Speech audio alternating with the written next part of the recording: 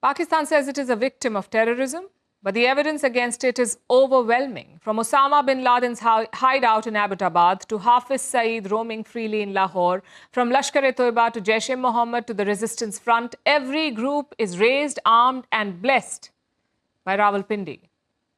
The United Nations says 12 global terror groups are based in Pakistan and they have been supported by the Pakistani army.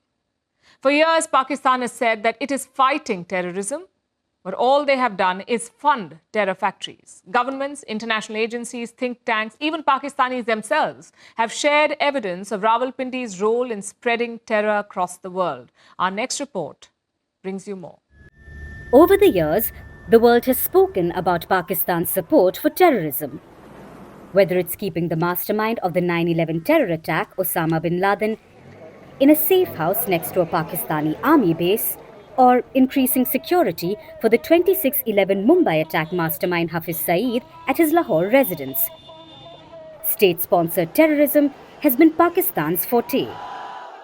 From foreign governments to international agencies and even Pakistanis themselves, Pakistan's role in spreading terrorism is a well-known fact. Let's start with the puppet masters, the generals in Rawalpindi who run the show. No confessions can top the ones given by Pakistani army chiefs.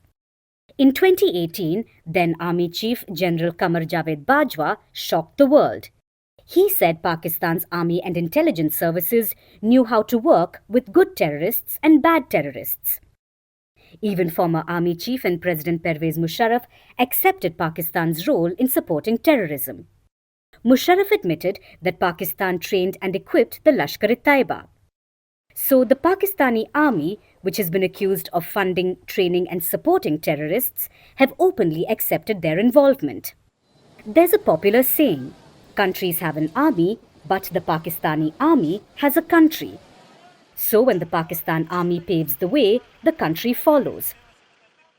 In 2019, then Prime Minister Imran Khan visited the United States, where he accepted that Pakistan had trained the global terror group Al-Qaeda and other jihadist outfits.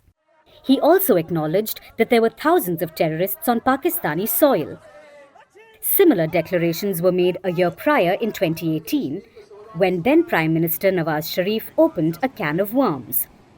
He publicly acknowledged that dozens of terror groups were operating in Pakistan. Only he preferred to call them non-state actors. When the army and the political brass have made peace with Pakistan supporting terrorists, why should the terrorists themselves not speak up? In 2011, Syed Salahuddin, then chief of the Hizbul Mujahideen, openly declared that his group operated from Pakistan. Hizbul Mujahideen is the same group that's a designated terrorist outfit by India, Canada, the United States and the European Union.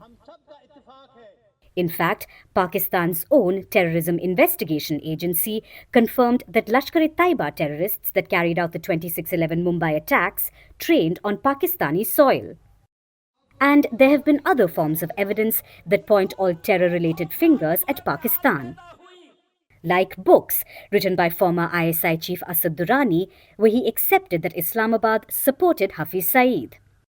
Pakistani political scientist Aisha Siddiqa, in her book, wrote about how the Pakistani army funds extremist groups. There are hundreds of books and thousands of papers that share evidence about Pakistan's support for terrorism. The United Nations says that at least 12 global terror outfits are based in Pakistan. From Lashkar-e-Taiba to Jaish-e-Mohammed to Hizbul Mujahideen, the Pakistani army has been involved in raising, funding and arming them.